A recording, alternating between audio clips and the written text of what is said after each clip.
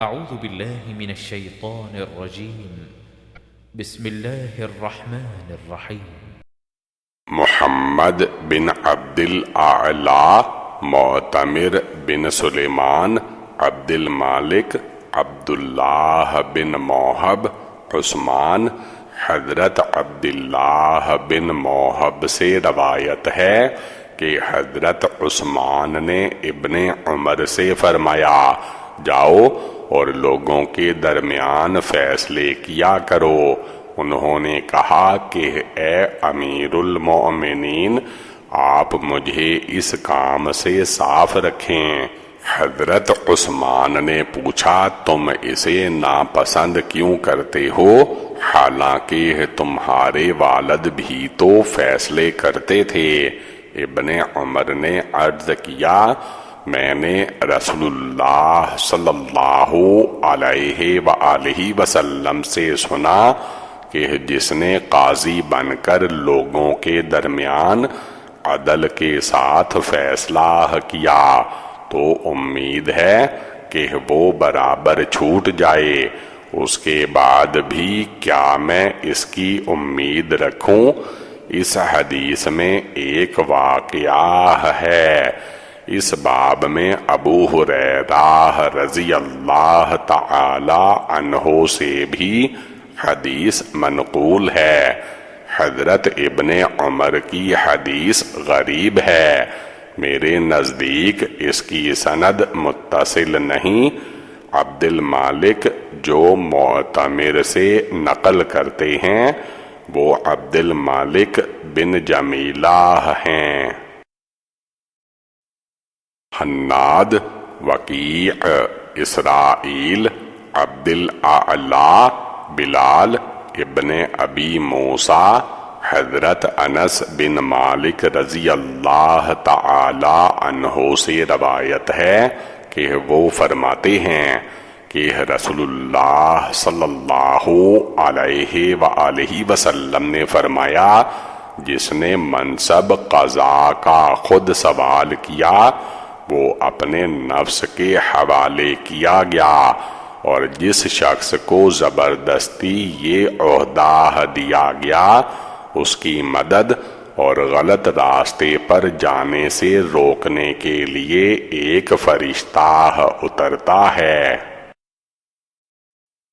عبداللہ بن عبد الرحمن، یحییٰ بن حماد، ابو عوانہ، عبد الاعلی، بلال بن مرداس، خثیمہ بصری، حضرت انس رضی اللہ تعالی عنہ سے نقل کرتے ہیں کہ رسول اللہ صلی اللہ علیہ وآلہ وسلم نے فرمایا، جو قضاء کے عہدے پر فائز ہونا چاہتا ہے اور اس کے لیے سفارشیں کراتا ہے اسے اس کے نفس پر چھوڑ دیا جاتا ہے، یعنی غیبی مدد نہیں ہوتی، اور جسے زبردستی اس منصب پر فائز کیا جاتا ہے اللہ اس کی مدد کے لیے ایک فرشتہ اتارتا ہے۔ یہ حدیث حسن غریب ہے اور اسرائیل کی عبد الاعلی سے منقول حدیث سے زیادہ صحیح ہے۔ نصر بن علی جہضمی، فضیل بن سلیمان، عمر بن ابی عمر، سعید مقبوری، حضرت ابو ہریرہ رضی اللہ تعالی عنہ سے روایت ہے کہ وہ فرماتے ہیں کہ رسول اللہ صلی اللہ علیہ وآلہ وسلم نے فرمایا، جس کو قضاء سونپی گئی یا فرمایا اسے لوگوں کے درمیان قاضی بنایا گیا، وہ بغیر چھری کے ذبح کیا گیا۔ یہ حدیث اس سند سے غریب ہے، اور اس کے علاوہ سند سے بھی حضرت ابو ہریرہ رضی اللہ تعالی عنہ سے مرفوعاً منقول ہے۔ حسین بن مہدی، عبد الرزاق، معمر، سفیان، یحییٰ بن سعید، ابی بکر، ابی سلمہ۔ حضرت ابو ہریرہ رضی اللہ تعالی عنہ سے روایت ہے کہ رسول اللہ صلی اللہ علیہ وآلہ وسلم نے فرمایا، حاکم فیصلہ کرتے وقت غور و فکر سے کام لے اور صحیح فیصلہ کرے تو اس کے لیے 2 اجر ہیں، اور اگر خطا ہو جائے تو 1 ثواب ہے۔ اس باب میں حضرت عمر بن عاص اور عقبہ بن عامر سے بھی روایت ہے۔ حدیث ابو ہریرہ اس سند سے حسن غریب ہے۔ ہم اس حدیث کو سفیان ثوری کی یحییٰ بن سعید سے روایت کے متعلق، عبد الرزاق معمر سے اور وہ سفیان ثوری سے روایت کرتے ہیں۔ حناد، وکیع، شعبہ، ابی عون، حارث ابن عمر، رجال۔ حضرت معاذ سے روایت ہے کہ رسول اللہ صلی اللہ علیہ وآلہ وسلم نے انہیں یمن کا قاضی بنا کر بھیجا تو پوچھا کہ تم کس طرح فیصلہ کرو گے؟ انہوں نے عرض کیا، اللہ کی کتاب قرآن مجید کے مطابق فیصلہ کروں گا۔ آپ صلی اللہ علیہ وآلہ وسلم نے فرمایا، اگر وہ اللہ کی کتاب میں نہ ہو۔ انہوں نے عرض کیا، رسول اللہ کی سنت کے مطابق فیصلہ کروں گا۔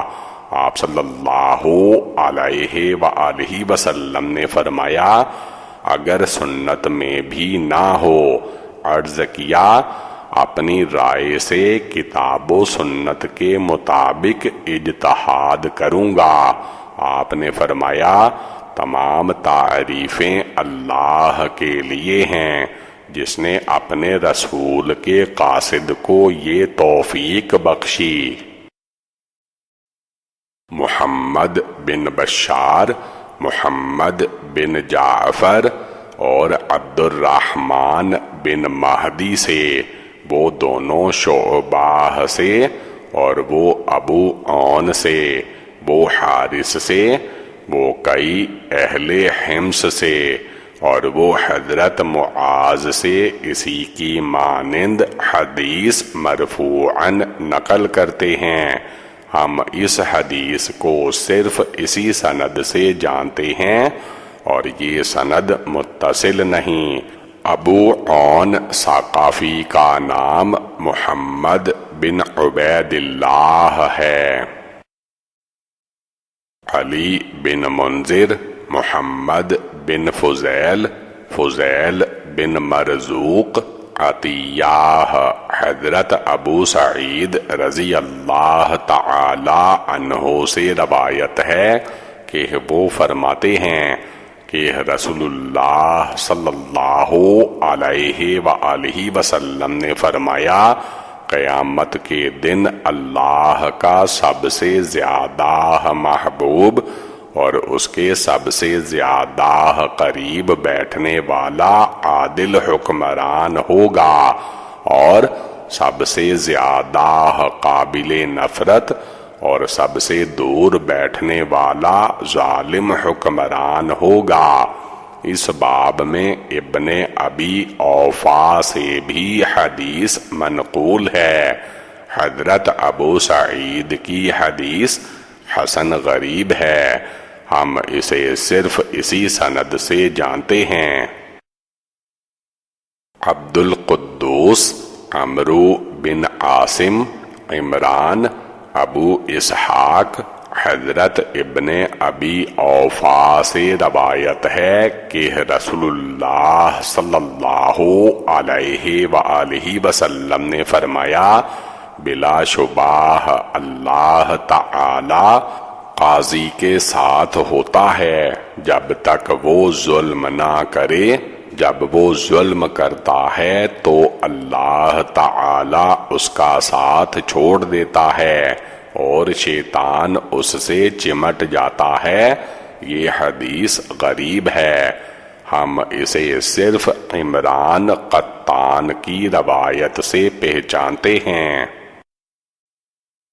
حناد حسین بن علی جوفی، زائدہ سماک بن حرب حنش، حضرت علی رضی اللہ تعالی عنہ سے روایت ہے کہ رسول اللہ صلی اللہ علیہ وآلہ وسلم نے مجھے فرمایا، جب دو آدمی تمہارے پاس فیصلے لینے آئیں تو دوسرے کی بات سننے سے پہلے ایک کے حق میں فیصلہ نہ کرنا، عن قریب تم فیصلہ کرنے کا طریقہ جان لوگے۔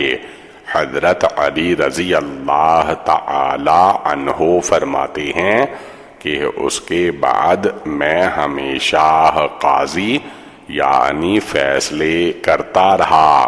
یہ حدیث حسن صحیح ہے۔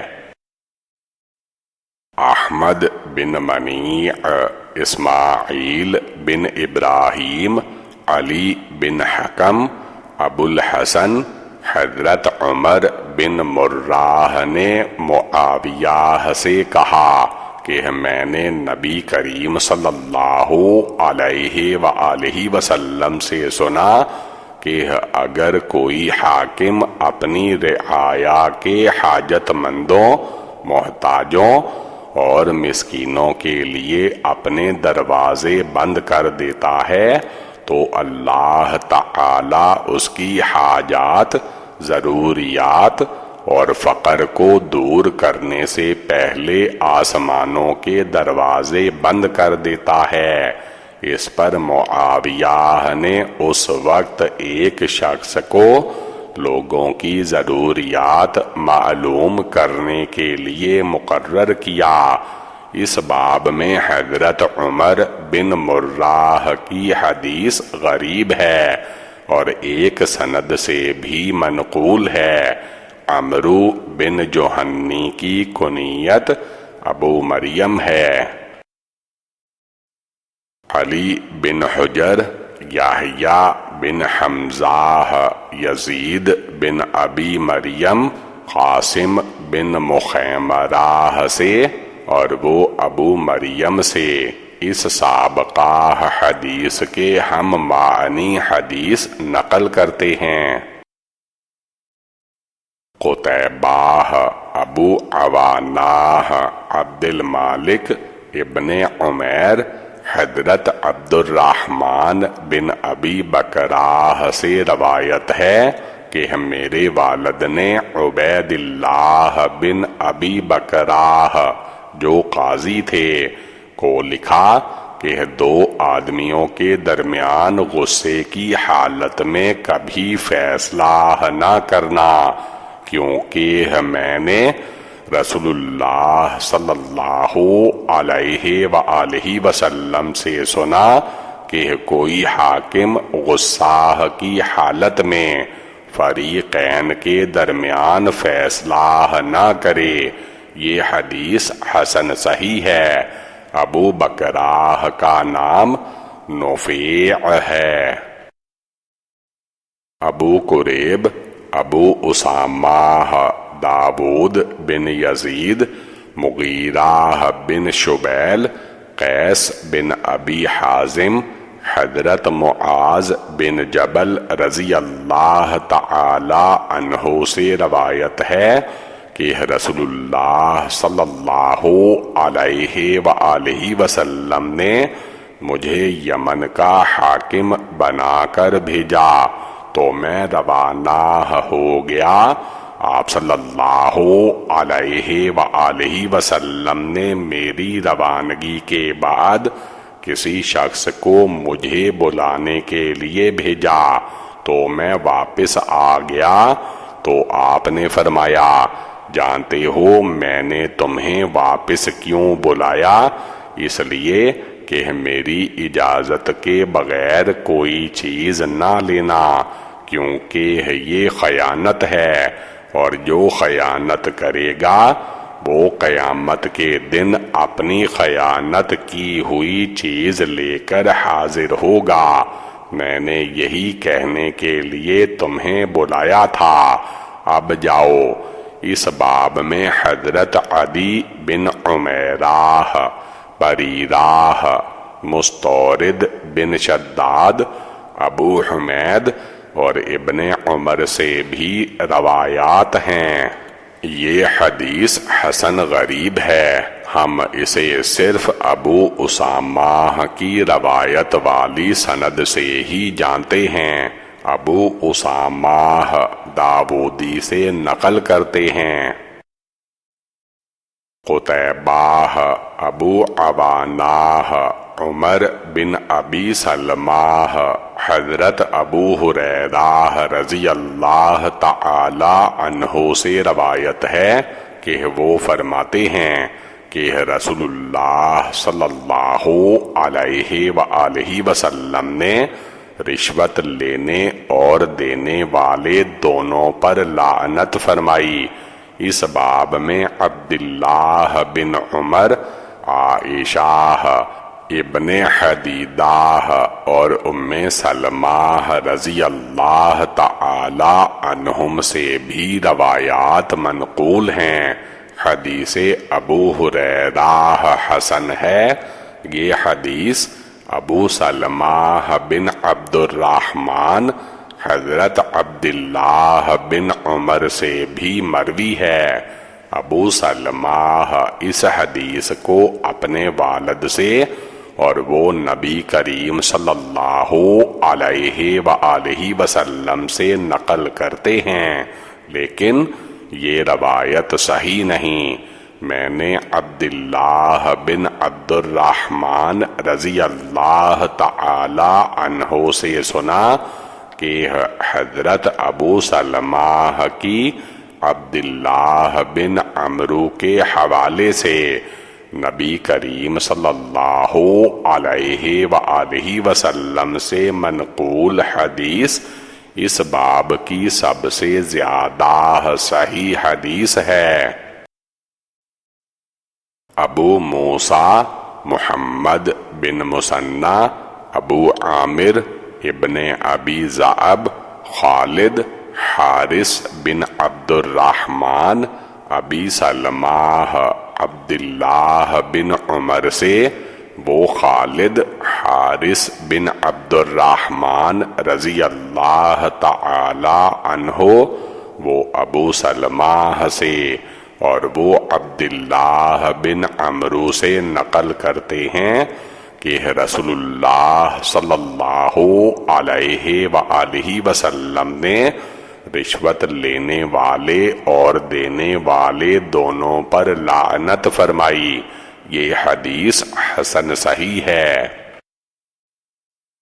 ابو بکر محمد بن عبداللہ بن بزیع، بشر بن مفضل، سعید، قتادہ، حضرت انس بن مالک رضی اللہ تعالی عنہ سے روایت ہے کہ رسول اللہ صلی اللہ علیہ وآلہ وسلم نے فرمایا، اگر مجھے بکری کا ایک کھر بھی ہدیے میں دیا جائے تو میں قبول کر لوں، اور اگر اس پر دعوت دی جائے تو ضرور جاؤں۔ اس باب میں حضرت علی، عائشہ، مغیرہ بن شعبہ، سلیمان، معاویہ بن حیدہ اور عبد الرحمن بن علقمہ سے بھی روایات منقول ہیں۔ حدیث انس حسن صحیح ہے۔ ہارون بن اسحاق، عبدہ بن سلیمان، ہشام بن عروہ، زینب بنت ابی سلمہ، حضرت ام سلمہ رضی اللہ تعالی عنہا سے روایت ہے کہ رسول اللہ صلی اللہ علیہ وآلہ وسلم نے فرمایا، تم لوگ میرے پاس اپنے تنازعات لے کر آتے ہو تاکہ میں تمہارے درمیان فیصلہ کروں، اور میں بھی ایک انسان ہوں، ہو سکتا ہے کہ تم میں سے ایک اپنی دلیل بیان کرنے میں دوسرے سے زیادہ تیز زبان ہو، پس اگر میں کسی کے لیے اس کے بھائی کے حق میں فیصلہ کر دوں تو میں اس کے لیے دوزخ کا ایک ٹکڑا کاٹتا ہوں، لہٰذا وہ اس میں سے کچھ نہ لے۔ اس باب میں حضرت ابو ہریرہ، عائشہ سے بھی روایات منقول ہیں۔ حدیث ام سلمہ حسن صحیح ہے۔ قتیبہ، ابو احوص، سماک بن حرب، حضرت علقمہ بن وائل اپنے والد سے نقل کرتے ہیں کہ حضر موت اور کنداہ سے ایک شخص نبی کریم صلی اللہ علیہ وآلہ وسلم کی خدمت میں حاضر ہوا۔ حضرمی نے عرض کیا، یا رسول اللہ صلی اللہ علیہ وآلہ وسلم، اس نے میری زمین پر قبضہ کر لیا۔ جبکہ کندی نے عرض کیا، وہ میری زمین ہے، میرے ہاتھ میں ہے، کسی کا اس پر کوئی حق نہیں۔ نبی اکرم صلی اللہ علیہ وآلہ وسلم نے حضرمی سے پوچھا، کیا تمہارے پاس گواہ ہیں؟ اس نے کہا کہ نہیں۔ فرمایا، پھر تم اس سے قسم لے سکتے ہو؟ اس نے عرض کیا، یا رسول اللہ صلی اللہ علیہ وآلہ وسلم، وہ تو فاجر آدمی ہے، قسم اٹھا لے گا، پھر اس میں پرہیزگاری بھی نہیں۔ فرمایا، تم اس سے قسم کے علاوہ کچھ بھی نہیں لے سکتے۔ پس اس نے قسم کھائی اور جانے کے لیے مڑا۔ نبی اکرم صلی اللہ علیہ وآلہ وسلم نے ارشاد فرمایا، اگر اس نے تیرے مال پر قسم کھائی تاکہ اسے ظلمن کھائے تو وہ اللہ سے قیامت کے دن اس حالت میں ملاقات کرے گا کہ وہ اس کی طرف توجہ نہیں فرمائے گا۔ اس باب میں حضرت عمر ابن عباس، عبداللہ بن عمر اور اشعث بن قیس سے بھی روایات منقول ہیں۔ حدیث وائل بن حجر حسن صحیح ہے۔ علی بن حجر، علی بن مسہر، محمد بن عبید اللہ بن عمرو بن شعیب اپنے والد اور وہ ان کے دادا سے نقل کرتے ہیں کہ رسول اللہ صلی اللہ علیہ وآلہ وسلم نے خطبہ دیتے ہوئے فرمایا، مدعی کے لیے گواہ پیش کرنا اور مدعی علیہ کے لیے قسم کھانا ضروری ہے۔ اس حدیث کی سند میں کلام ہے۔ محمد بن ابن مبارک وغیرہ نے انہیں ضعیف کہا ہے۔ محمد بن سہل بن عسکر، محمد بن یوسف، نافع بن عمر، عبداللہ بن ابی ملیکہ، حضرت ابن عباس رضی اللہ تعالی عنہ سے روایت ہے کہ رسول اللہ صلی اللہ علیہ وآلہ وسلم نے فیصلہ کیا کہ قسم مدعا علیہ پر ہے۔ یہ حدیث صحیح ہے۔ صحابہ کرام اور دیگر اہل علم کا اس پر عمل ہے کہ گواہ مدعی کے ذمہ اور قسم مدعا علیہ پر ہے۔ یعقوب بن ابراہیم، عبد العزیز بن محمد، ربیعہ بن ابی عبد الرحمن، سہیل بن ابی صالح۔ حضرت ابو ہریرہ رضی اللہ تعالی عنہ سے روایت ہے کہ رسول اللہ صلی اللہ علیہ وآلہ وسلم نے ایک گواہ اور مدعی کی قسم پر فیصلہ فرمایا۔ ربیع کہتے ہیں کہ سعد بن عبادہ کے ایک بیٹے نے مجھے بتایا کہ ہم نے سعد کی کتاب میں پڑھا کہ نبی کریم صلی اللہ علیہ وآلہ وسلم نے ایک گواہ اور مدعی کی قسم پر فیصلہ فرمایا۔ اس باب میں حضرت علی، جابر، ابن عباس اور سرق سے بھی احادیث منقول ہیں۔ حدیث ابو ہریرہ ہے کہ نبی کریم صلی اللہ علیہ وآلہ وسلم نے ایک گواہ اور قسم کے ساتھ فیصلہ فرمایا۔ حسن غریب ہے۔ محمد بن بشار، محمد بن ابان، عبد الوہاب، جعفر بن محمد، حضرت جابر سے روایت ہے کہ نبی اکرم صلی اللہ علیہ وآلہ وسلم نے ایک گواہ اور قسم کے ساتھ فیصلہ فرمایا۔ علی بن حجر، اسماعیل بن جعفر، حضرت جعفر بن محمد اپنے والد سے نقل کرتے ہیں کہ نبی کریم صلی اللہ علیہ وآلہ وسلم نے ایک گواہ اور قسم کے ساتھ فیصلہ فرمایا۔ پھر حضرت علی نے بھی تمہارے درمیان اسی پر فیصلہ فرمایا۔ یہ حدیث سب سے زیادہ صحیح ہے۔ سفیان ثوری بھی جعفر بن محمد سے، وہ اپنے والد سے، اور وہ نبی کریم صلی اللہ علیہ وآلہ وسلم سے مرسلاً اسی کی مانند حدیث نقل کرتے ہیں۔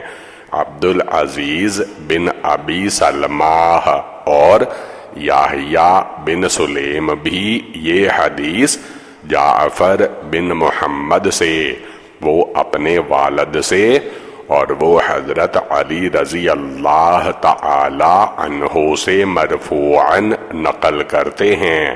بعض علماء وغیرہ کا اسی پر عمل ہے۔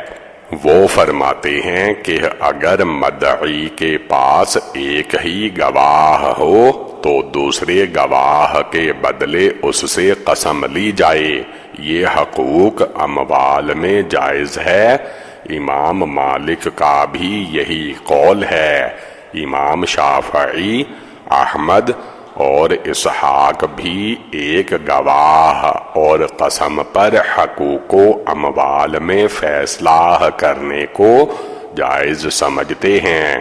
بعض اہل کوفہ وغیرہ کہتے ہیں کہ ایک گواہ کے بدلے مدعی سے قسم لے کر فیصلہ کرنا جائز نہیں۔ احمد بن منیع، اسماعیل بن ابراہیم، ایوب، نافع، حضرت ابن عمر رضی اللہ تعالی عنہ سے روایت ہے کہ رسول اللہ صلی اللہ علیہ وآلہ وسلم نے فرمایا، جس نے کسی مشترک غلام کے اپنے حصے کو آزاد کیا اور اس کے آزاد کرنے والے کے پاس اتنا مال ہے کہ اس غلام کی بازار کی قیمت کے برابر پہنچتا ہے تو وہ غلام آزاد ہو گیا، ورنہ اتنا حصہ ہی آزاد ہوگا جتنا اس کا حصہ تھا۔ ایوب کہتے ہیں کہ نافع نے بعض اوقات اس روایت میں یوں کہا، اس سے اتنا آزاد ہوا جتنا اس نے آزاد کیا۔ حدیث ابن عمر حسن صحیح ہے۔ سالم نے یہ حدیث اپنے والد سے، انہوں نے نبی کریم صلی اللہ علیہ وآلہ وسلم سے نقل کی ہے۔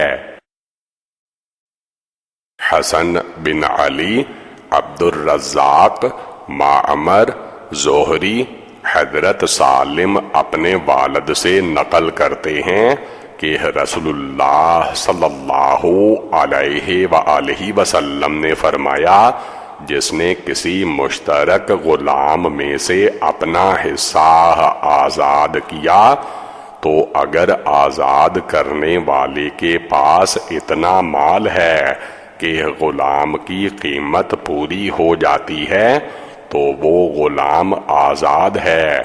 یہ حدیث صحیح ہے۔ علی بن خشرم، عیسیٰ بن یونس، سعید بن ابی عروبہ، قتادہ، نضر بن انس، بشیر بن نہیک، حضرت ابو ہریرہ رضی اللہ تعالی عنہ سے روایت ہے کہ رسول اللہ صلی اللہ علیہ وآلہ وسلم نے فرمایا، جس نے کسی مشترک غلام میں سے اپنا حصہ آزاد کیا تو اگر وہ مالدار ہے تو اسے پورا آزاد کرائے، اور اگر غریب ہے تو غلام کی بازار کے مطابق صحیح قیمت مقرر کی جائے، اور پھر جو حصہ آزاد نہیں ہوا اس کے لیے غلام سے محنت کرا کے بقیہ حصہ کی قیمت ادا کر دی جائے، لیکن اس کو زیادہ مشقت میں نہ ڈالا جائے۔ اس باب میں حضرت عبداللہ بن عمر سے بھی روایت ہے۔ محمد بن بشار، یحییٰ بن سعید، سعید بن ابی عروبہ نے اسی کی مثل حدیث نقل کی ہے، اور نصیبہ کی جگہ شقیصہ کا لفظ استعمال کیا۔ یہ حدیث حسن صحیح ہے۔ ابان بن یزید نے قتادہ سے سعید بن ابو عروبہ کی روایت کی مثل نقل کی، لیکن محنت کا ذکر نہیں کیا۔ غلام سے محنت کروانے کے بارے میں علماء کا اختلاف ہے۔ بعض علماء کے نزدیک اس سے محنت کرائی جائے، سفیان ثوری اور اہل کوفہ کا یہی قول ہے، اسحاق بھی یہی کہتے ہیں۔ بعض علماء فرماتے ہیں کہ اگر غلام دو آدمیوں کے درمیان مشترک ہو اور ان میں سے ایک اپنا حصہ آزاد کر دے تو دیکھا جائے اگر اس کے پاس اپنے ساتھی کا حصہ ادا کرنے کے لیے مال ہے تو یہ غلام جتنا آزاد کیا اتنا ہی آزاد ہوگا، لیکن اس سے محنت مشقت نہیں کرائی جائے گی۔ ان حضرات نے حضرت ابن عمر کی حدیث کے مطابق رائے دی ہے۔ اہل مدینہ کا بھی یہی قول ہے۔ مالک بن انس، شافعی، احمد اور اسحاق کا بھی یہی قول ہے۔ محمد بن مثنی، ابن ابی عدی، سعید، قتادہ، حسن، حضرت سمرہ سے روایت ہے کہ نبی کریم صلی اللہ علیہ وآلہ وسلم نے فرمایا، عمرہ جائز ہے اور وہ گھر اسی کا ہے جس کو دیا ہے، یا فرمایا اس میں رہنے والوں کے لیے میراث ہے۔ اس باب میں حضرت زید بن ثابت، جابر، ابو ہریرہ، عائشہ، ابن زبیر اور معاویہ سے بھی روایات منقول ہیں۔ انصاری، مالک، ابن شہاب ابی سلمہ حضرت جابر بن عبداللہ رضی اللہ تعالی عنہ سے روایت ہے کہ رسول اللہ صلی اللہ علیہ وآلہ وسلم نے فرمایا، اگر کوئی گھر کسی کو ساری عمر رہنے کے لیے دیا گیا اور کہا گیا کہ یہ گھر تمہارے اور تمہارے وارثوں کے لیے ہے، تو وہ اسی کا رہے گا جسے دیا گیا، اور جس نے اسے دیا ہے دوبارہ اس کا نہیں ہوگا، کیونکہ اس نے ایسا عطیہ دیا جس میں میراث واقع ہوئی۔ یہ حدیث حسن صحیح ہے۔ اس حدیث کو معمر اور کئی راوی بھی زہری سے مالک ہی کی حدیث کے مثل نقل کرتے ہیں۔ بعض محدثین نے زہری سے روایت کیا، لیکن وَلَا عَقَبَاهَ کے لفظ مذکور نہیں۔ بعض علماء کا اس پر عمل ہے، وہ فرماتے ہیں کہ جب گھر دینے والے نے کہا یہ ساری زندگی تیرے لیے اور تیرے بعد والوں کے لیے ہے، تو یہ اسی کے لیے ہوگا جس کو دیا گیا، پہلے کی طرف واپس نہیں ہوگا، اور اگر وارثوں کا ذکر نہ کیا تو اس شخص کی وفات کے بعد مالک کو مکان واپس کر دیا جائے گا۔ مالک اور شافعی کا یہی قول ہے۔ نبی اکرم صلی اللہ علیہ وآلہ وسلم سے کئی سندوں سے منقول ہے کہ آپ نے فرمایا، عمرہ اس کا ہے جسے دیا گیا ہے۔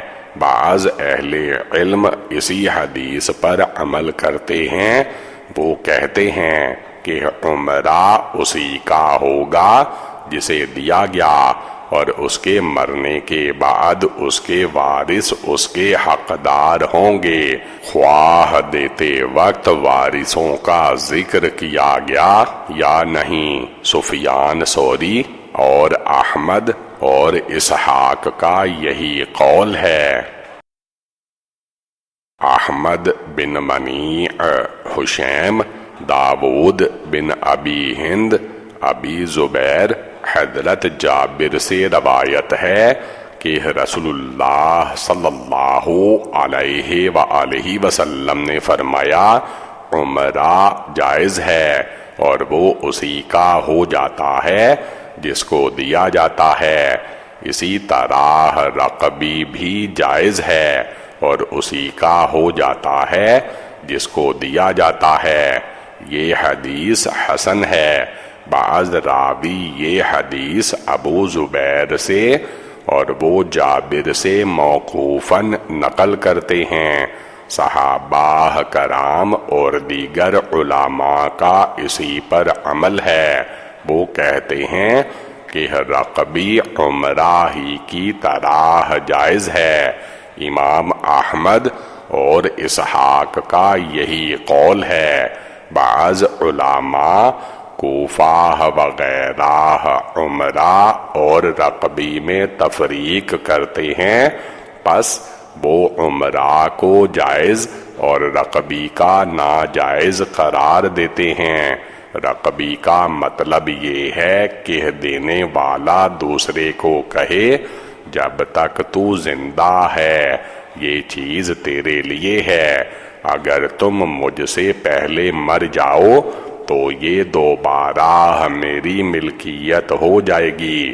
امام احمد اور اسحاق فرماتے ہیں کہ رقبی بھی عمرہ کی طرح ہے، یہ اسی کے لیے ہوگا جس کو دیا گیا، دوبارہ دینے والے کی ملکیت میں نہیں آتا۔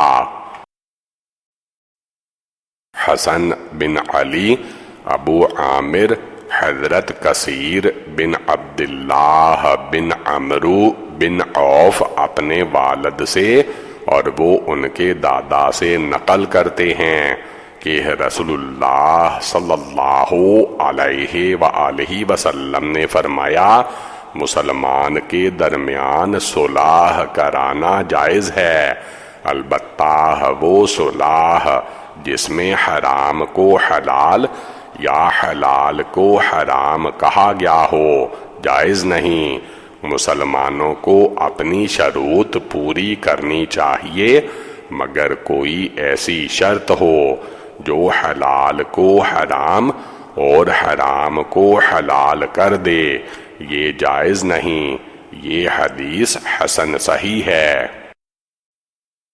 سعید بن عبد الرحمن، سفیان بن عیینہ، زہری، اعرج، حضرت ابو ہریرہ رضی اللہ تعالی عنہ سے روایت ہے کہ رسول اللہ صلی اللہ علیہ وآلہ وسلم نے فرمایا جب تم میں سے کوئی اپنے پڑوسی سے اس کی دیوار پر لکڑی یعنی شاہ تیر وغیرہ رکھنے کی اجازت مانگے تو وہ اسے منع نہ کرے۔ حضرت ابو ہریرہ رضی اللہ تعالی عنہ نے جب یہ حدیث بیان کی لوگوں نے اپنے سر جھکائے۔ آپ نے فرمایا کیا وجہ ہے کہ میں تمہیں اسے منہ پھیرتے دیکھتا ہوں؟ اللہ کی قسم میں یہ حدیث تمہارے کندھوں پر ماروں گا، یعنی اس پر عمل کروا کے رہوں گا۔ اس باب میں حضرت ابن عباس اور مجمع بن جاریہ سے بھی احادیث منقول ہیں۔ حضرت ابو ہریرہ رضی اللہ تعالی عنہ کی حدیث حسن صحیح ہے۔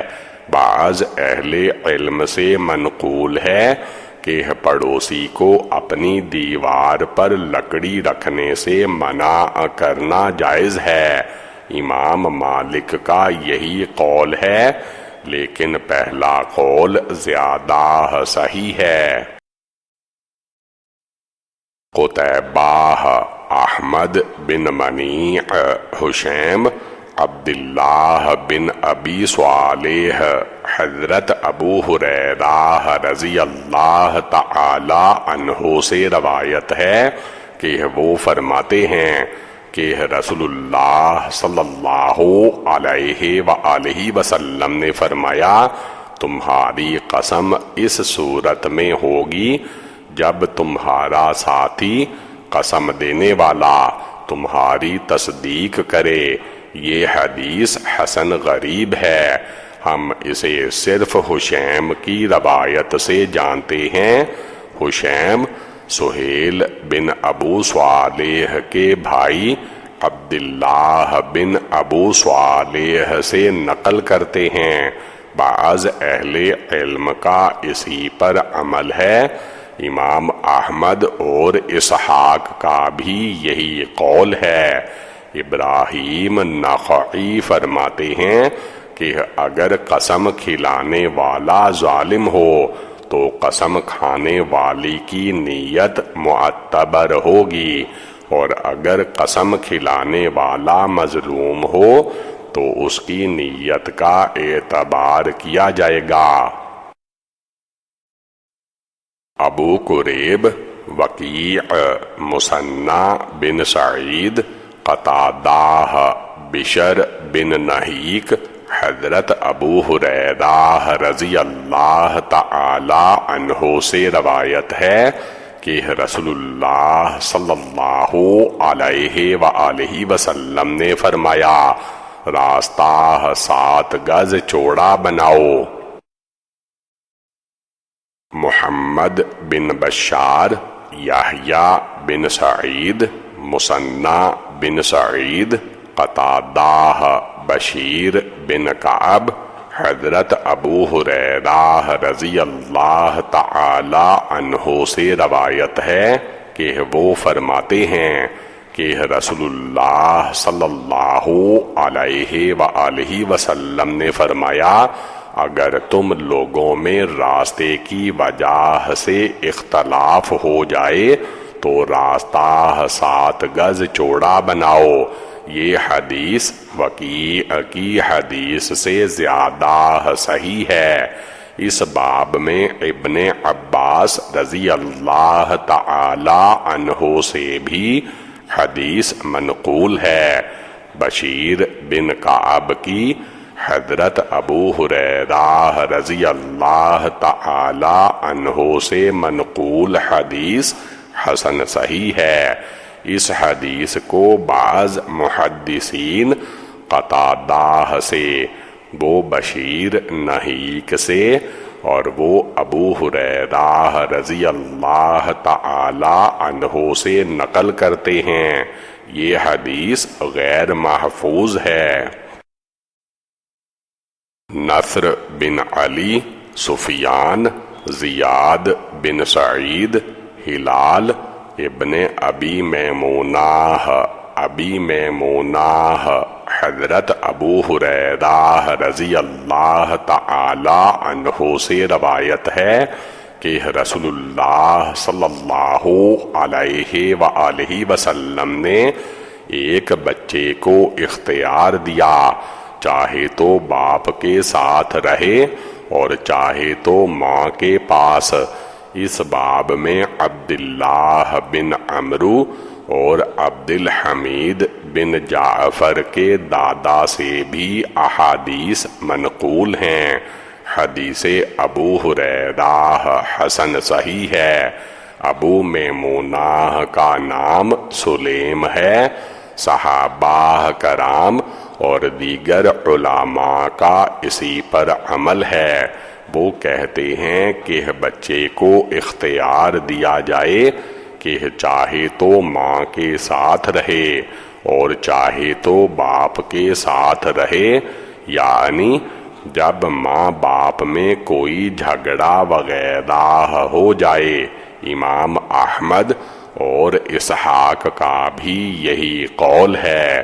امام احمد اسحاق فرماتے ہیں کہ جب تک بچہ چھوٹا ہے اس کی ماں زیادہ مستحق ہے، اور جب اس کی عمر 7 سال ہو جائے تو اسے اختیار دیا جائے کہ ماں باپ میں سے جس کے پاس چاہے رہے۔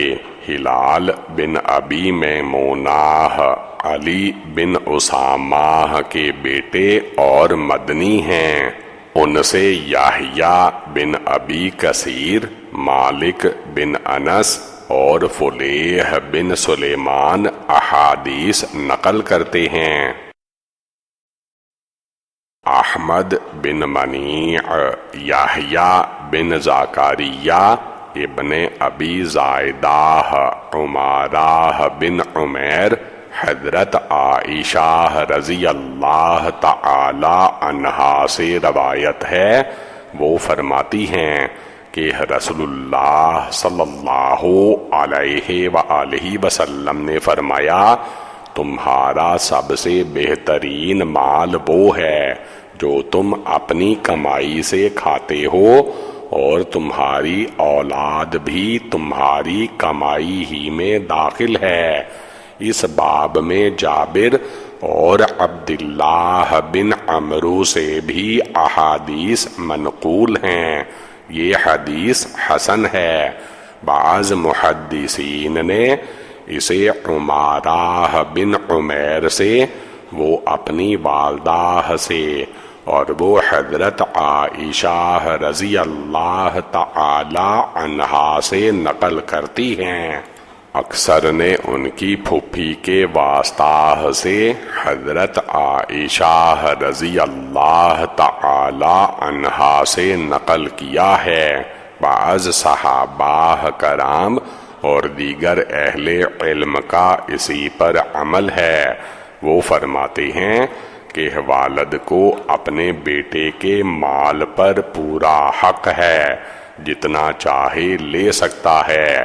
بعض علماء فرماتے ہیں کہ والد بیٹے کے مال میں سے صرف ضرورت کے وقت ہی لے سکتا ہے۔ محمود بن غیلان، ابو داود حفاری، سفیان، حمید، حضرت انس رضی اللہ تعالی عنہ سے روایت ہے کہ ازواج مطہرات میں کسی نے آپ صلی اللہ علیہ وآلہ وسلم کی خدمت میں کچھ کھانا ایک پیالے میں ڈال کر بطور ہدیہ بھیجا۔ حضرت عائشہ نے اس پر اپنا ہاتھ مارا تو وہ گر گیا۔ نبی کریم صلی اللہ علیہ وآلہ وسلم نے فرمایا، کھانے کے بدلے کھانا اور پیالے کے بدلے پیالہ دینا چاہیے۔ یہ حدیث حسن صحیح ہے۔ علی بن حجر، سوید بن عبد العزیز، حمید، حضرت انس رضی اللہ تعالی عنہ سے روایت ہے کہ نبی کریم صلی اللہ علیہ وآلہ وسلم نے ایک پیالہ کسی سے مستعار لیا تو وہ گم ہو گیا، پس آپ ضامن ہوئے اس کے، یعنی عوض ایک پیالہ انہیں دیا۔ یہ حدیث غیر محفوظ ہے۔ میرے نزدیک سوید وہی حدیثیں مراد لیتے ہیں جو سفیان ثوری نقل کرتے ہیں، اور سفیان ثوری کی حدیث زیادہ صحیح ہے۔ محمد بن وزیر، اسحاق بن یوسف، سفیان، عبید اللہ بن عمر، نافع، حضرت ابن عمر رضی اللہ تعالی عنہ سے روایت ہے کہ ایک لشکر میں مجھے رسول اللہ صلی اللہ علیہ وآلہ وسلم کی خدمت میں پیش کیا گیا۔ اس وقت میری عمر 14 سال تھی۔ نبی کریم صلی اللہ علیہ وآلہ وسلم نے مجھے اجازت نہیں دی۔ پھر آئندہ سال دوبارہ لشکر کی تیاری کے موقع پر پیش کیا گیا، جبکہ میری عمر 15 سال تھی۔ اس مرتبہ آپ صلی اللہ علیہ وآلہ وسلم نے مجھے اجازت دے دی۔ نافع کہتے ہیں کہ میں نے یہ حدیث عمر بن عبد العزیز کے سامنے بیان کی تو انہوں نے فرمایا، یہ بالغ اور نابالغ کے درمیان حد ہے۔ پھر اپنے عاملوں کو لکھا کہ 15 سال کی عمر والوں کو مال غنیمت میں سے حصہ دیا جائے۔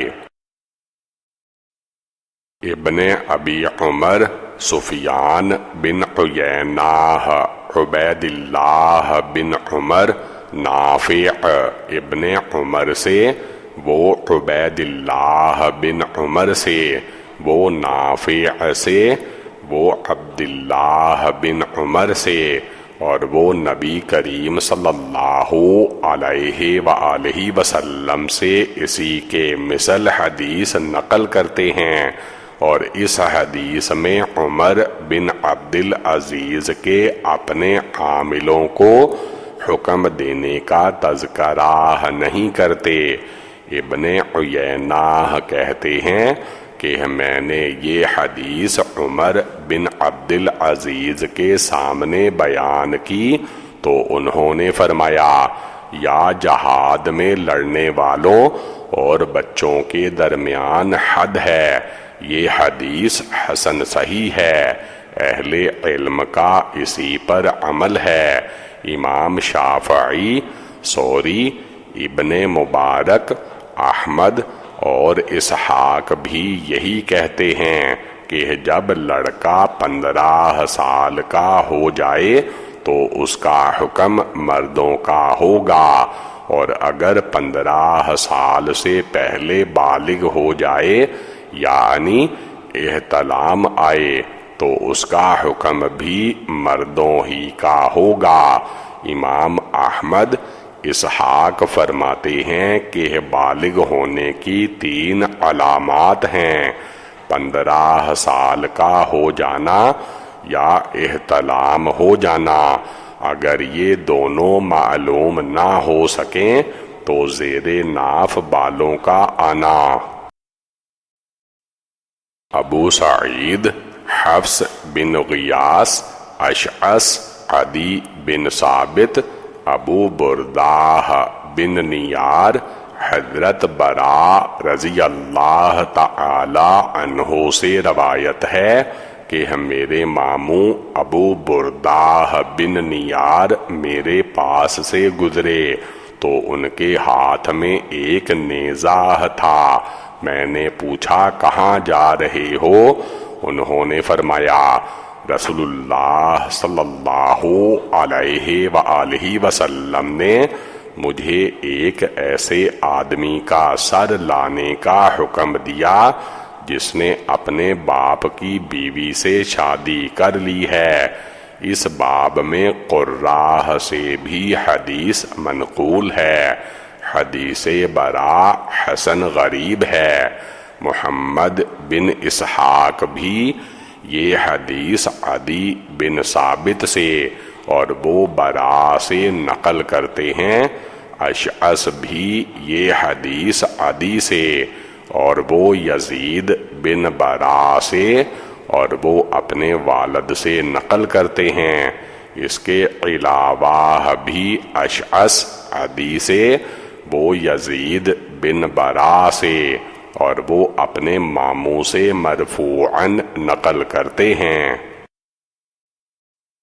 قتیبہ، لیث ابن شہاب، عروہ، عبداللہ بن زبیر، قاسم، زبیر کہتے ہیں کہ حضرت عبداللہ بن زبیر نے انہیں بتایا کہ ایک انصاری نے رسول اللہ صلی اللہ علیہ وآلہ وسلم کے پاس حضرت زبیر سے پتھریلی زمین کی ان نالیوں کے بارے میں جھگڑا کیا جن کے ذریعے کھجوروں کو پانی دیا جاتا تھا۔ انصاری نے کہا پانی چلتا چھوڑ دیا جائے۔ زبیر نے انکار کیا، پس وہ دونوں نبی کریم صلی اللہ علیہ وآلہ وسلم کی خدمت میں پیش ہوئے۔ نبی اکرم صلی اللہ علیہ وآلہ وسلم نے حکم دیا کہ اے زبیر، تم اپنے کھیتوں کو پانی پلا کر اپنے پڑوسی کے کھیتوں میں چھوڑ دیا کرو۔ اس پر انصاری کو غصہ آ گیا اور کہنے لگا یہ آپ کے پھوپھی زاد بھائی ہیں، اس لیے آپ نے ان کے حق میں فیصلہ دیا ہے۔ اس پر رسول اللہ صلی اللہ علیہ وآلہ وسلم کے چہرے کا رنگ متغیر ہو گیا۔ آپ صلی اللہ علیہ وآلہ وسلم نے فرمایا اے زبیر، تم اپنے کھیتوں کو پانی دے کر پانی روک لو یہاں تک کہ منڈیر تک واپس چلا جائے۔ حضرت زبیر فرماتے ہیں کہ اللہ کی قسم یہ آیت اس مسئلے میں نازل ہوئی، فَلَا وَرَبِّكَ لَا يُؤْمِنُونَ حَتَّى يُحَكِّمُوكَ فِي مَا شَجَرَ بَيْنَهُمْ۔ یہ حدیث حسن صحیح ہے۔ اس حدیث کو شعیب بن ابی حمزہ زہری سے، وہ عروہ بن زبیر سے اور وہ عبداللہ بن زبیر سے نقل کرتے ہیں، لیکن اس میں عبداللہ بن زبیر کا تذکرہ نہیں کرتے۔ عبداللہ بن وہب بھی اس حدیث کو لیث سے، وہ یونس سے، وہ زہری سے، وہ عروہ سے اور وہ عبداللہ بن زبیر سے اسی کی حدیث نقل کرتے ہیں۔ قتیبہ، حماد بن زید، ایوب، ابی قلابہ، ابی محلب، حضرت عمران بن حسین رضی اللہ تعالی عنہ سے روایت ہے کہ ایک انصاری نے اپنی موت کے وقت اپنے 6 غلاموں کو آزاد کر دیا اور اس کے پاس اس کے علاوہ کوئی مال نہیں تھا۔ یہ خبر جب رسول اللہ صلی اللہ علیہ وآلہ وسلم تک پہنچی تو آپ نے ان کے متعلق سخت الفاظ کہے اور پھر غلاموں کو بلا کر انہیں حصوں میں تقسیم کر کے سب کے درمیان قرعہ ڈالا۔ اس کے بعد 2 کو آزاد کر دیا اور 4 کو غلام رہنے دیا۔ اس باب میں حضرت ابو ہریرہ رضی اللہ تعالی عنہ سے بھی حدیث منقول ہے۔ حضرت عمران بن حسین کی حدیث حسن صحیح ہے اور عمران بن حسین رضی اللہ تعالی عنہ سے کئی سندوں سے منقول ہے۔ بعض علماء کا اسی پر عمل ہے۔ امام مالک، شافعی، احمد اور اسحاق بھی ایسے معاملات میں قرعہ ڈالنے کو جائز کہتے ہیں۔ بعض علماء فرماتے ہیں قرعہ ڈالنے کی ضرورت نہیں، کیونکہ ایسی صورت میں ہر غلام کا 2/3 کے لیے کام وغیرہ کر کے پوری کر لے۔ ابو محلب کا نام عبد الرحمن بن عرمو ہے۔ انہیں معاویہ بن عمرو بھی کہا جاتا ہے۔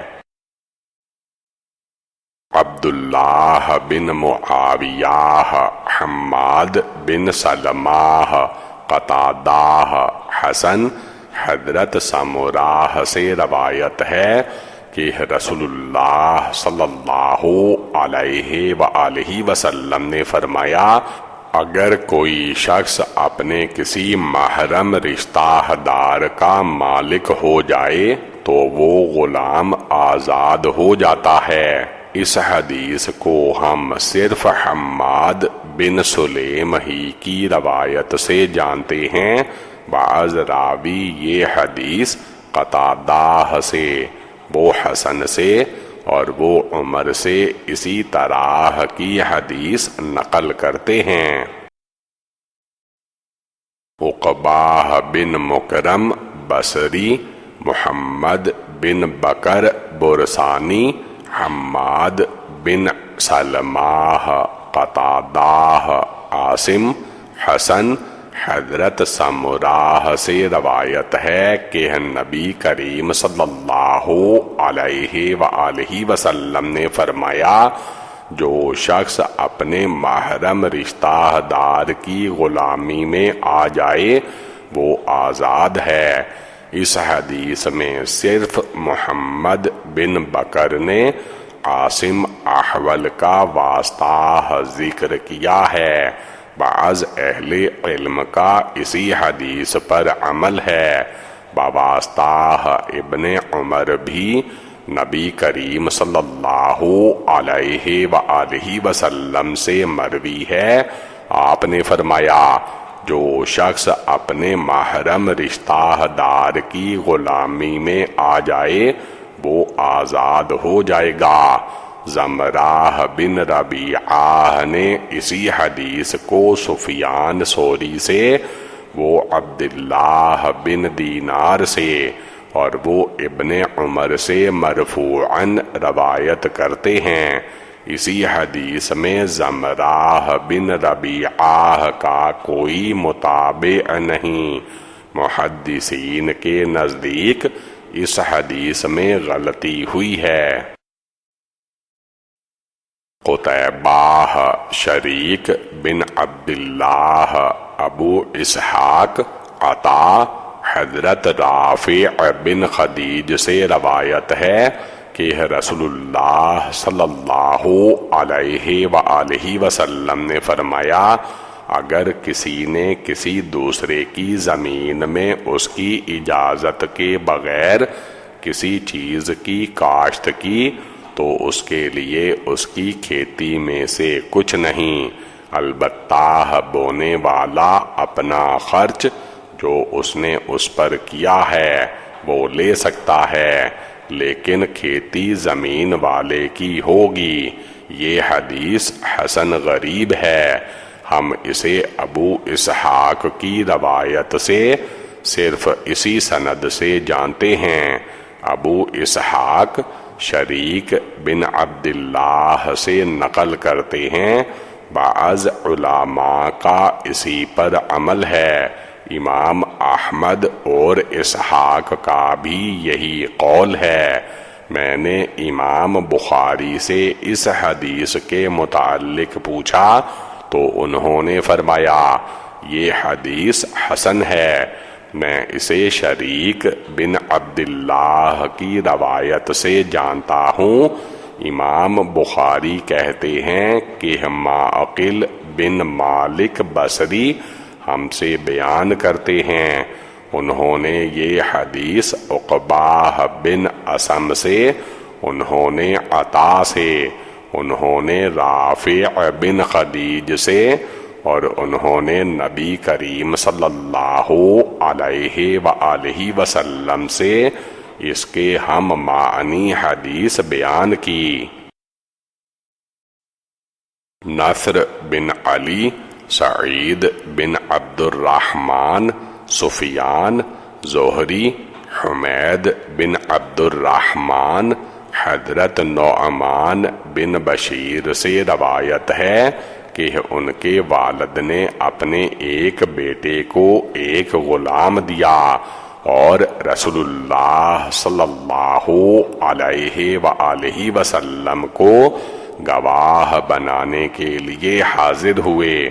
آپ نے فرمایا کیا تم نے ہر بیٹے کو اس طرح غلام دیا ہے جس طرح اسے دیا ہے؟ تو عرض کیا نہیں۔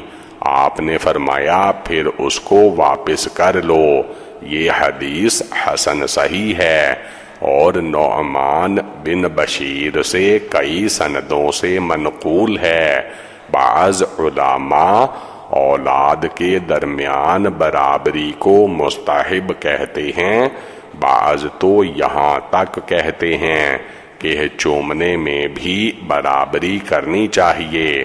بعض علماء کہتے ہیں کہ ہباہ اور عطیہ میں بیٹوں اور بیٹیوں سب کو برابر برابر دینا چاہیے، لیکن بعض اہل علم کے نزدیک لڑکوں کو 2 گنا اور لڑکیوں کو 1 گنا دینا برابر ہے، جیسے کہ میراث کی تقسیم میں کہا جاتا ہے۔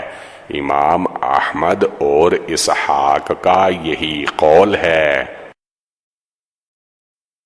علی بن حجر، اسماعیل، سعید، قتادہ، حسن، حضرت سمرہ سے روایت ہے، وہ فرماتے ہیں کہ رسول اللہ صلی اللہ علیہ وآلہ وسلم نے فرمایا مکان کا پڑوسی مکان کا زیادہ حقدار ہے۔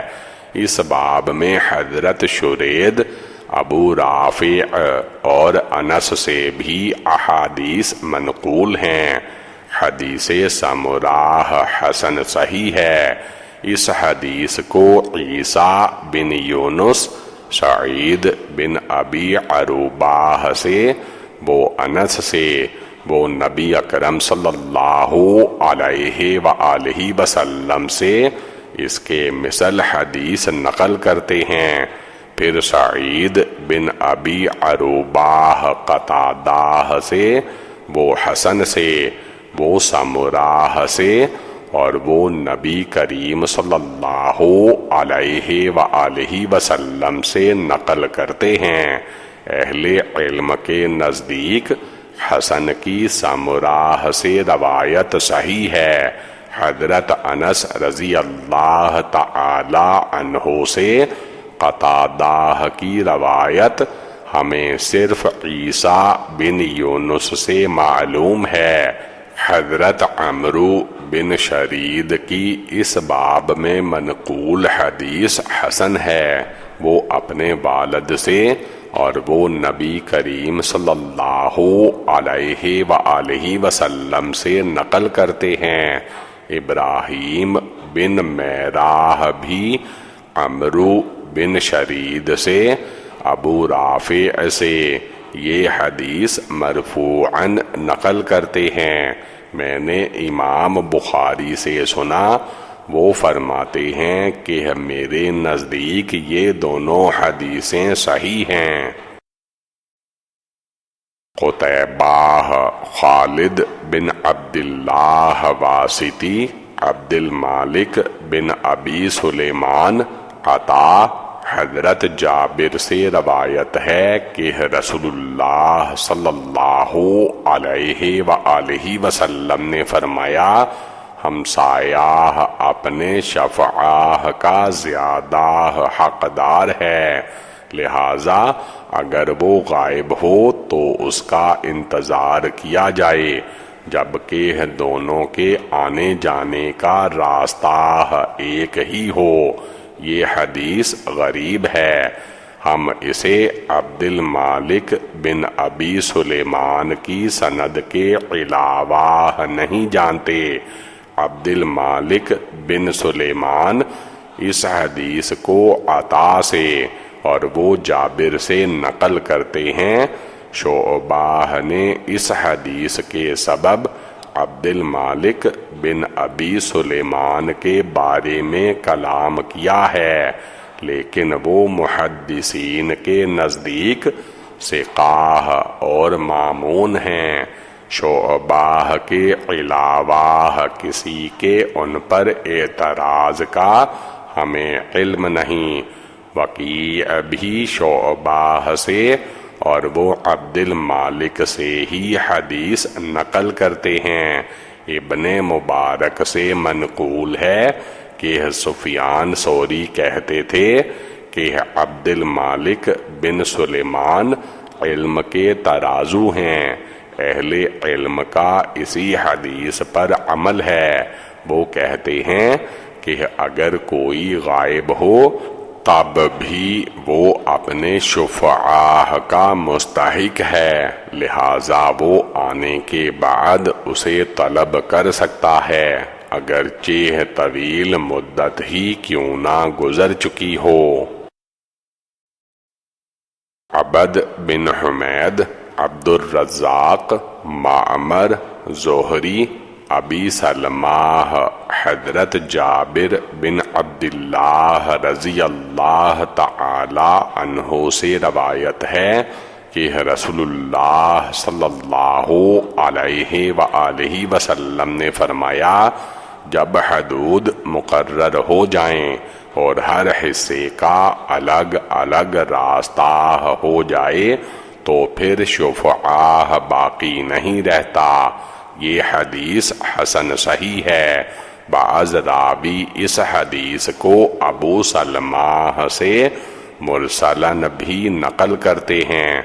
عمر بن خطاب، عثمان بن عفان اور بعض صحابہ کا اسی پر عمل ہے۔ بعض فقہاء تابعین جیسے عمر بن عبد العزیز، یحییٰ بن سعید انصاری، ربیعہ بن ابی عبد الرحمن، مالک بن انس، شافعی، احمد اور اسحاق اور اہل مدینہ کا یہی قول ہے کہ شفعاء صرف شریک کے لیے، پڑوسی اگر شریک نہ ہو تو اسے حق شفعاء حاصل نہیں ہوگا۔ بعض صحابہ کرام اور دیگر علماء فرماتے ہیں کہ پڑوسی کو حق شفعاء حاصل ہے۔ ان کی دلیل یہ ہے کہ نبی کریم صلی اللہ علیہ وآلہ وسلم نے فرمایا، مکان کا پڑوسی مکان کا زیادہ حق رکھتا ہے۔ دوسری مرتبہ ارشاد فرمایا، ہمسایہ نزدیک ہونے کی وجہ سے شفعاء کا زیادہ حق رکھتا ہے۔ سفیان ثوری، ابن مبارک اور اہل کوفہ کا یہی قول ہے۔ یوسف بن عیسیٰ، فضل بن موسیٰ، ابی حمزہ عبد العزیز بن رفیع ابن ابی ملیکہ، حضرت ابن عباس رضی اللہ تعالی عنہ سے روایت ہے کہ رسول اللہ صلی اللہ علیہ وآلہ وسلم نے فرمایا، ہر شریک شفیع ہے اور شفعاء ہر چیز میں ہے۔ ہم کو نہیں معلوم کہ ابو حمزہ سکاری کے علاوہ کسی اور نے اس کے مثل حدیث نقل کی ہو۔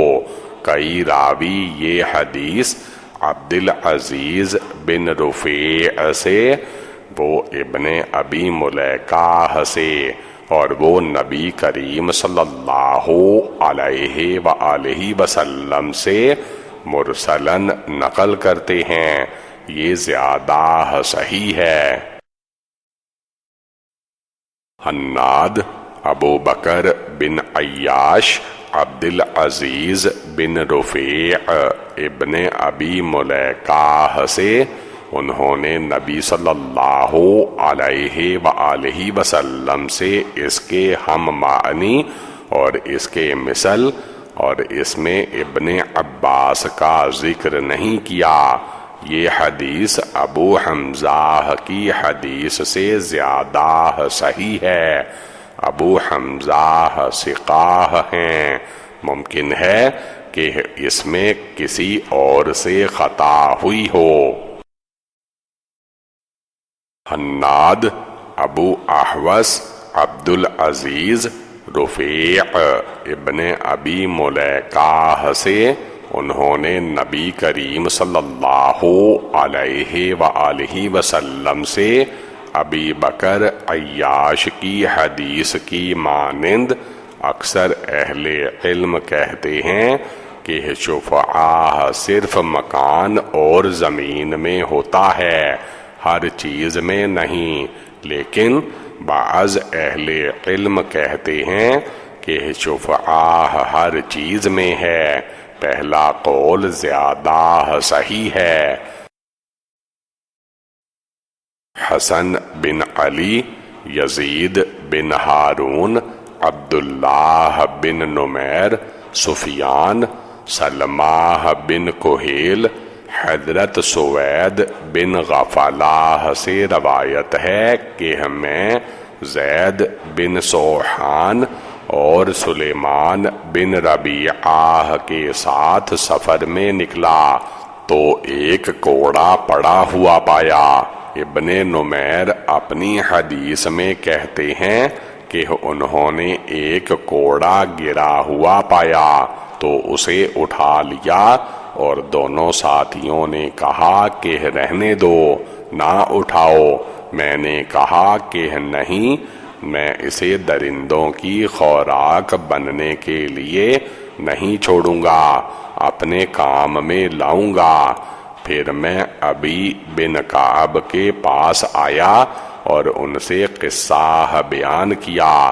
انہوں نے فرمایا، تم نے اچھا کیا، مجھے بھی نبی کریم صلی اللہ علیہ وآلہ وسلم کے زمانے میں 100 دینار کی ایک تھیلی ملی تھی، تو آپ صلی اللہ علیہ وآلہ وسلم نے حکم دیا کہ میں 1 سال تک اس کا اعلان اور تشہیر کروں۔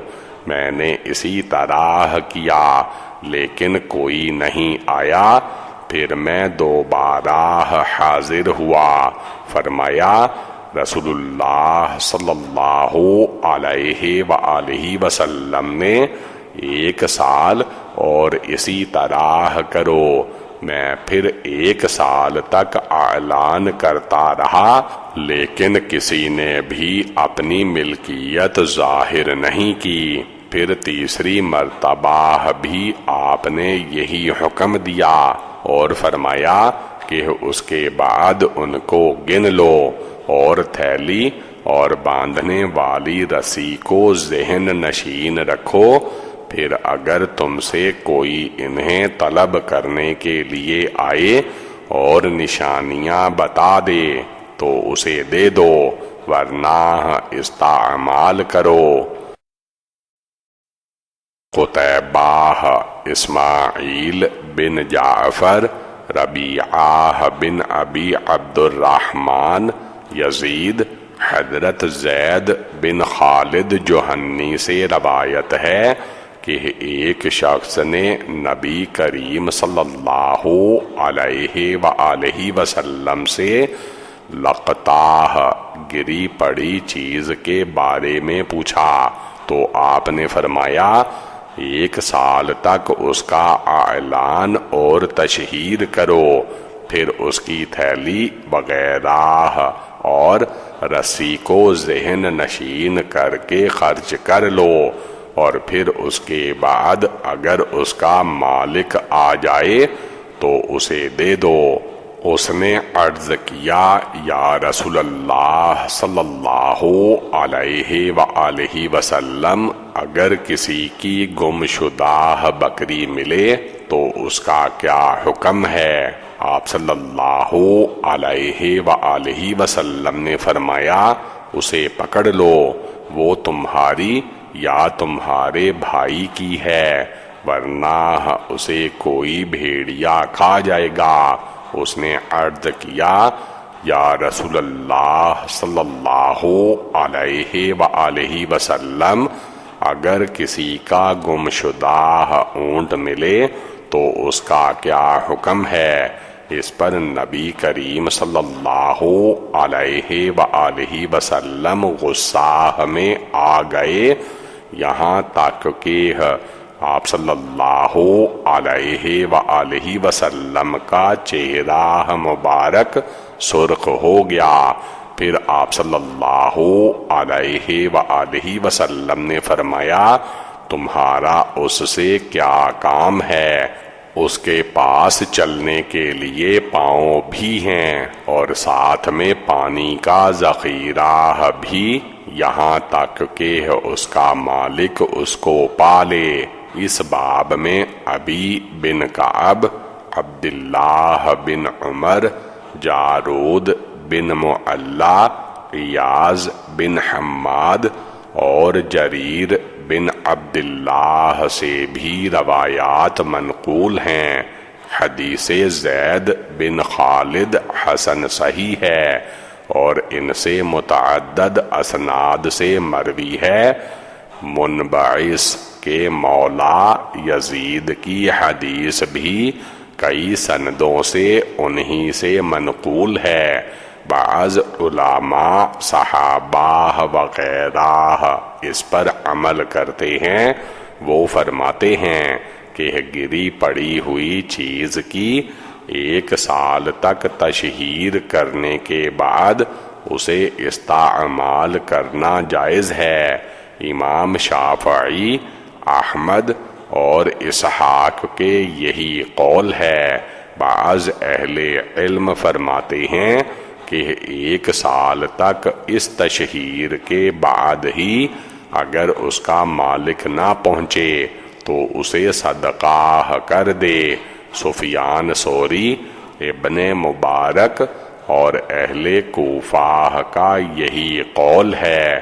وہ کہتے ہیں کہ اگر وہ غنی ہو تو اس کا ایسی چیز کو استعمال کرنا جائز نہیں۔ امام شافعی فرماتے ہیں کہ اگرچہ وہ غنی ہی ہو پھر بھی وہ گری پڑی ہوئی چیز کو استعمال کر سکتا ہے۔ ان کی دلیل ابی بن کعب کی روایت ہے کہ نبی کریم صلی اللہ علیہ وآلہ وسلم کے زمانہ میں حضرت ابی بن کعب نے ایک تھیلی جس میں 100 دینار تھے پائی تو نبی کریم صلی اللہ علیہ وآلہ وسلم نے انہیں حکم دیا کہ 1 سال تک تشہیر کریں پھر نفع اٹھائیں۔ اور حضرت ابی بن کعب مالدار تھے اور دولت مند صحابہ کرام میں سے تھے۔ انہیں نبی کریم صلی اللہ علیہ وآلہ وسلم نے تشہیر کا حکم دیا، پھر مالک کے نہ ملنے پر استعمال کا حکم دیا۔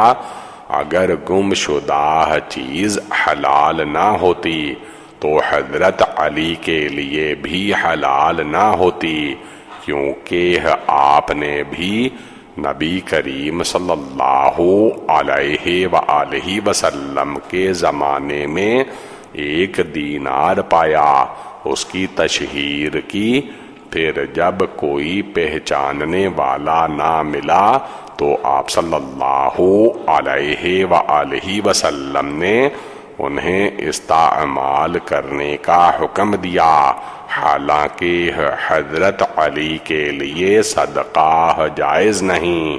بعض اہل علم نے بلا تشہیر گم شدہ چیز کو استعمال کرنے کی اجازت دی ہے، جبکہ وہ گم شدہ چیز قلیل ہو۔ بعض فرماتے ہیں کہ گم شدہ چیز دینار سے کم ہو تو 1 ہفتہ تک تشہیر کرے۔ اسحاق بن ابراہیم کا یہی قول ہے۔ محمد بن بشار، ابو بکر، ضحاک بن عثمان، سالم، ابو نضر، حضرت زید بن خالد جوہنی سے روایت ہے کہ رسول اللہ صلی اللہ علیہ وآلہ وسلم سے لقطہ گری پڑی چیز کے بارے میں سوال کیا گیا تو آپ نے فرمایا 1 سال تک اس کی تشہیر کرو، اور اگر کوئی پہچان لے تو اسے دے دو، ورنہ اس کی تعداد، تھیلی اور رسی وغیرہ کو ذہن نشین کر کے اسے استعمال کر لو، تاکہ اگر اس کا مالک آ جائے تو اسے دے سکو۔ یہ حدیث اس سند سے حسن صحیح غریب ہے۔ امام احمد بن حنبل فرماتے ہیں کہ اس باب میں یہ حدیث سب سے زیادہ صحیح ہے۔ بعض صحابہ کرام اور دیگر علماء اسی پر عمل کرتے ہیں۔ وہ فرماتے ہیں کہ 1 سال تک تشہیر کرنے کے بعد لقطہ کو استعمال کرنا جائز ہے۔ امام شافعی، احمد اور اسحاق کا بھی یہی قول ہے۔ علی بن حجر، اسماعیل بن ابراہیم، ابن عون، نافع، حضرت ابن عمر رضی اللہ تعالی عنہ سے روایت ہے کہ حضرت عمر کو خیبر میں کچھ زمین ملی تو انہوں نے عرض کیا، یا رسول اللہ صلی اللہ علیہ وآلہ وسلم، مجھے خیبر میں ایسا مال ملا ہے کہ اس سے زیادہ کوئی چیز نہیں ملی، اس کے بارے میں آپ کا کیا حکم ہے؟ فرمایا، اگر چاہو تو اس کی اصل اپنے پاس رہنے دو اور اس کے نفع کو صدقہ کر دو۔ پس حضرت عمر نے وہ زمین صدقہ کر دی، اس طرح کہ نہ بیچی جا سکتی اور نہ ہبہ کی جا سکتی تھی اور نہ ہی وراثت میں دی جا سکتی تھی۔ اس سے فقراء، اقربا، غلاموں کو آزاد کرنے، اللہ کی راہ اور مہمانوں پر خرچ کیا جاتا، اس کے متولی پر اس کا استعمال کرنا جائز تھا، بشرطے کہ عرف کے مطابق ہو۔ اسی طرح وہ اپنے کسی دوست وغیرہ کو بھی کھلا سکتا تھا۔ راوی کہتے ہیں کہ میں نے یہ حدیث ابن سیرین کے سامنے بیان کی، انہوں نے فرمایا اسے مال اکٹھا کرنے کا ذریعہ بنائے۔ ابن عوف کہتے ہیں ایک دوسرے آدمی نے مجھ سے بیان کیا کہ اس نے ایک سرخ چمڑے کے ٹکڑے پر غیر شامل کے الفاظ پڑھے۔ یہ حدیث حسن صحیح ہے۔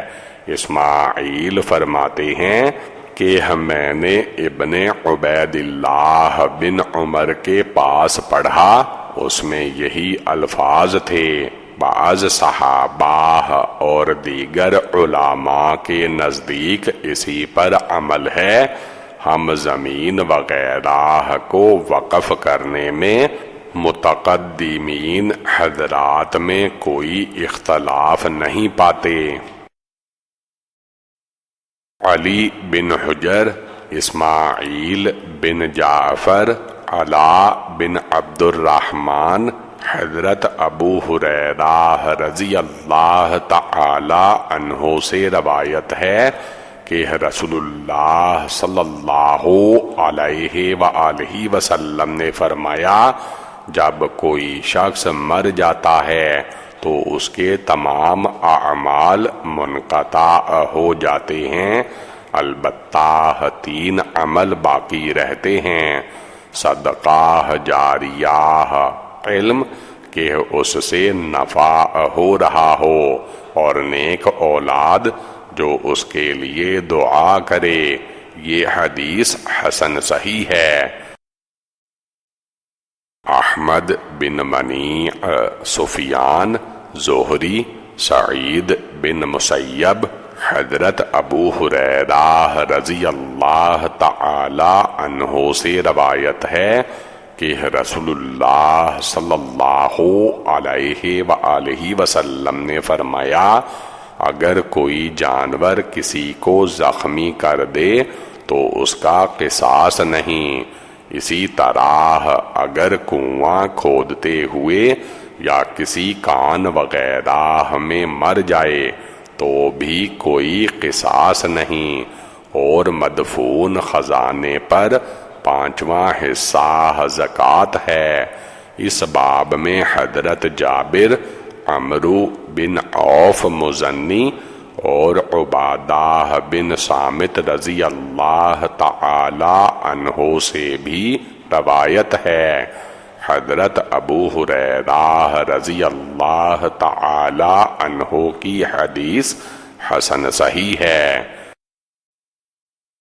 قتیبہ، لیث، ابن شہاب، سعید بن مسیب، ابی سلمہ ابن عبد الرحمن ہم سے روایت کی۔ قتیبہ نے، انہوں نے کہا کہ ہم سے روایت کی لیث نے، انہوں نے ابن شہاب سے، انہوں نے سعید بن مسیب سے، ابو سلمہ بن عبد الرحمن رضی اللہ تعالی عنہ، انہوں نے ابو ہریرہ رضی اللہ تعالی عنہ، اور انہوں نے نبی کریم صلی اللہ علیہ وآلہ وسلم سے اسی کی مانند۔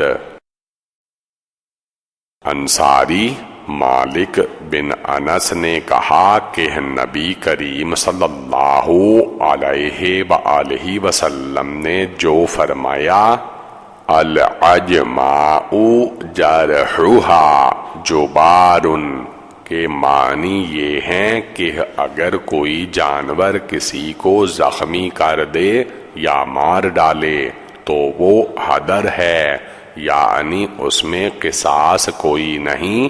بعض علماء اس کی تفسیر یہ کرتے ہیں کہ عجمہ اس جانور کو کہتے ہیں کہ جو مالک سے بھاگ گیا ہو، اگر ایسا جانور کسی کو نقصان پہنچائے تو اس کے مالک پر جرمانہ نہیں کیا جائے گا۔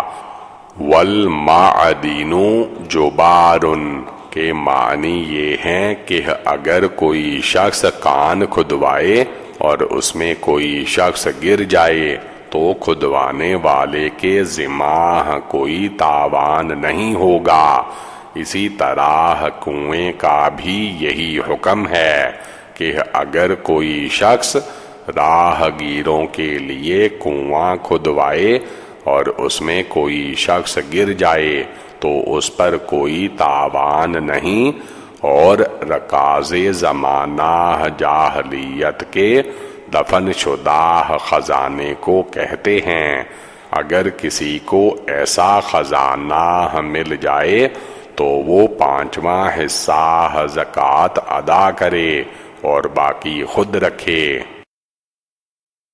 محمد بن بشار، عبد الوہاب، ایوب، ہشام بن عروہ، حضرت سعید بن زید سے روایت ہے کہ رسول اللہ صلی اللہ علیہ وآلہ وسلم نے فرمایا، جس نے بنجر زمین آباد کی وہ اسی کی ملکیت ہوئی، اور ظالم کے درخت بو دینے سے اس کا حق ثابت نہیں ہوتا۔ یہ حدیث حسن غریب ہے۔ محمد بن بشار، عبد الوہاب، ایوب، ہشام، وہب بن کیسان، حضرت جابر بن عبداللہ رضی اللہ تعالی عنہ سے روایت ہے کہ رسول اللہ صلی اللہ علیہ وآلہ وسلم نے فرمایا، جس شخص نے بنجر زمین کو آباد کیا وہ اسی کی ملکیت ہو گئی۔ یہ حدیث حسن صحیح ہے۔ بعض راوی یہ حدیث ہشام بن عروہ سے، وہ اپنے والد سے، اور وہ رسول اللہ صلی اللہ علیہ وآلہ وسلم سے مرسلاً نقل کرتے ہیں۔ بعض علماء صحابہ کرام و دیگر علماء کا اسی پر عمل ہے۔ امام احمد اور اسحاق کا بھی یہی قول ہے کہ بنجر زمین کو آباد کرنے کے لیے حاکم کی اجازت ضروری نہیں۔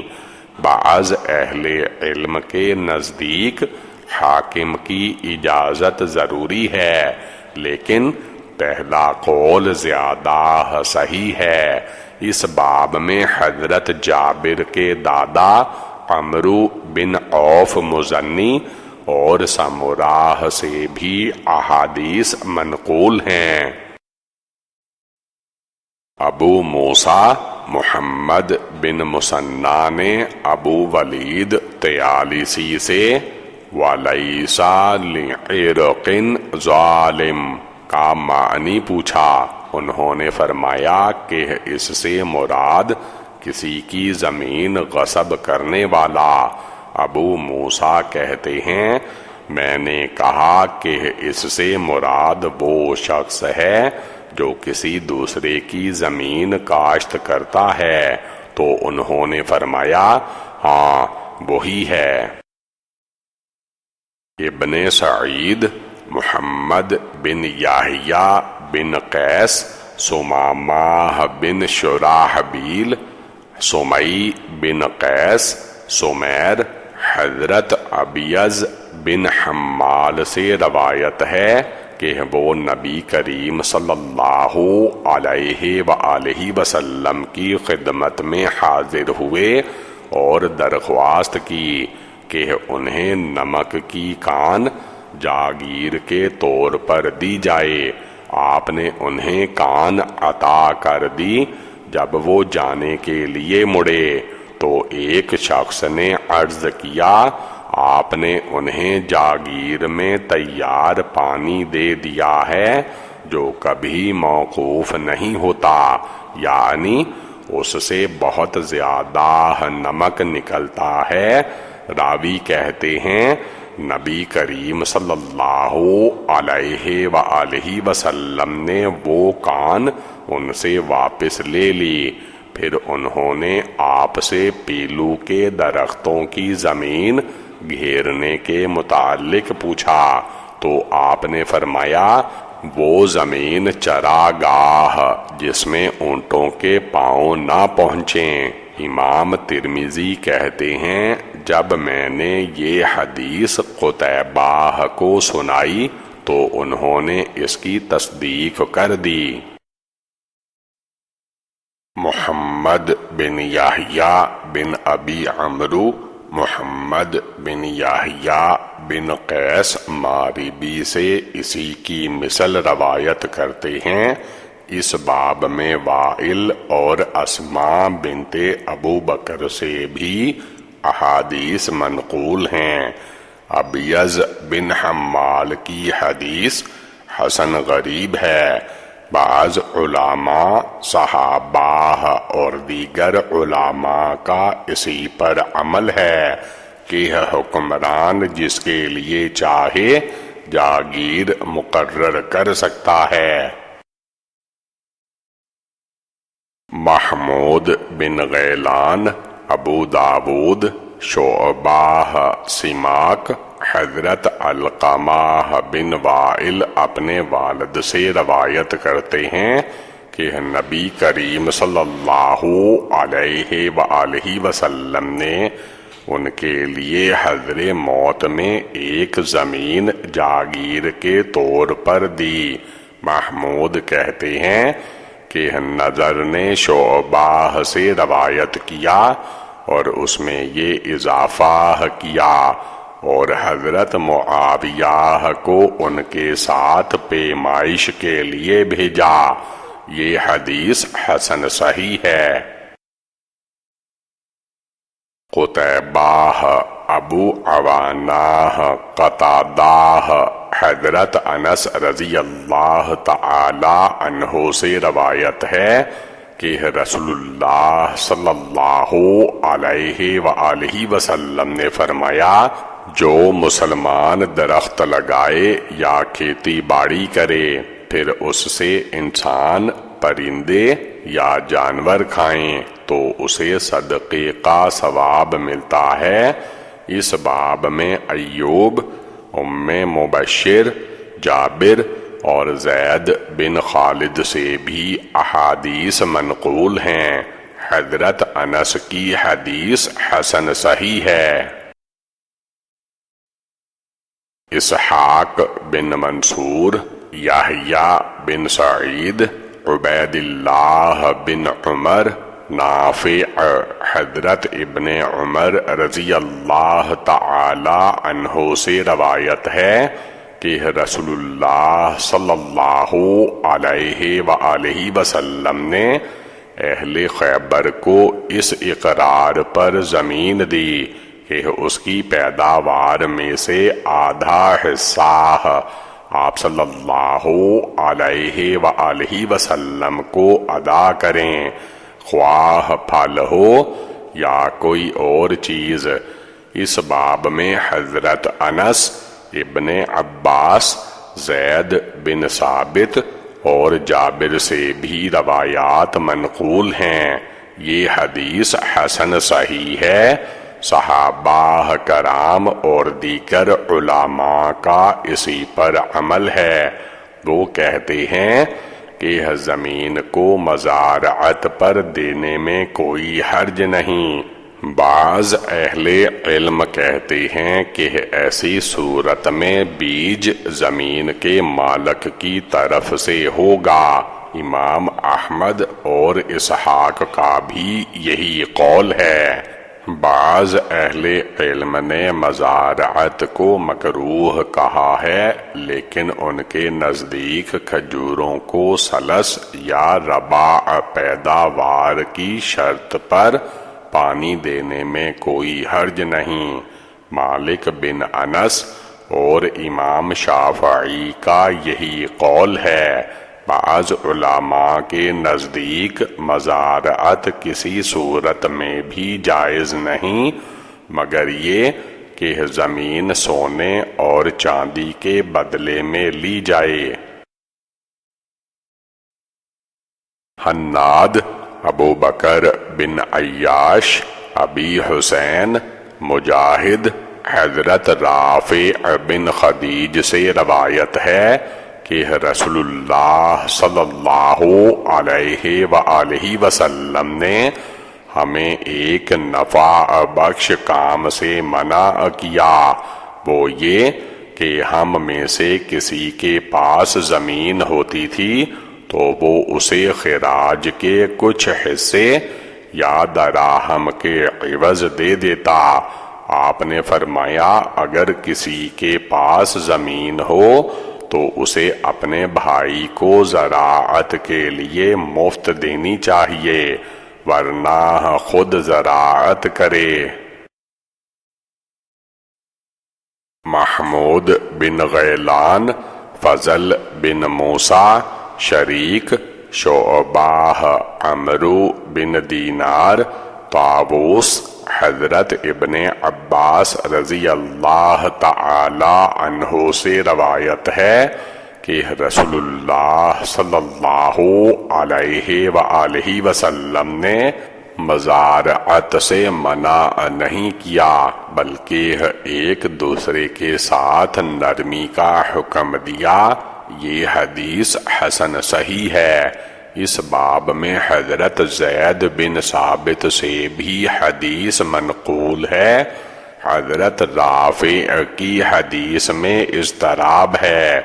یہ حدیث رافع بن خدیج اپنے چچاؤں سے بھی روایت کرتے ہیں اور اپنے چچا زہیر بن رافع سے بھی نقل کرتے ہیں۔